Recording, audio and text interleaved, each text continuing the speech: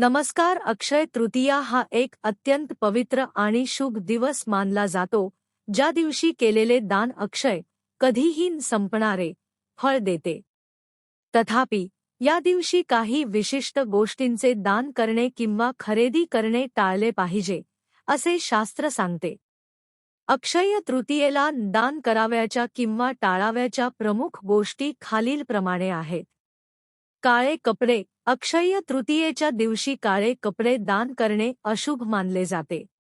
प्लास्टिकच्या वस्तू खरेदी करणे किंवा दान करणे टाळावे, कारण ते नैसर्गिक नसतात आणि नकारात्मकता वाढवू शकतात.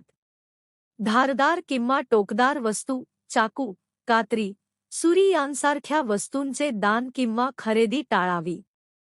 यामुळे घरात कलह वाढू शकतो. तामसिक अन्न दान करताना सात्विक अन्नाचा वापर करावा. कांदा, लसूण, मांसाहार, मासे, अंडी किंवा शिळे अन्न दान करू नये. अस्वच्छ कपडे, जुने, फाटलेले किंवा अस्वच्छ कपडे दान करणे टाळावे. काय टाळावे? काच किंवा काचेची भांडी खरेदी करणे टाळावे, कारण काच तुटल्यास नकारात्मक ऊर्जा निर्माण होते आणि ती लक्ष्मीला प्रिय नसल्याचे मानले जाते.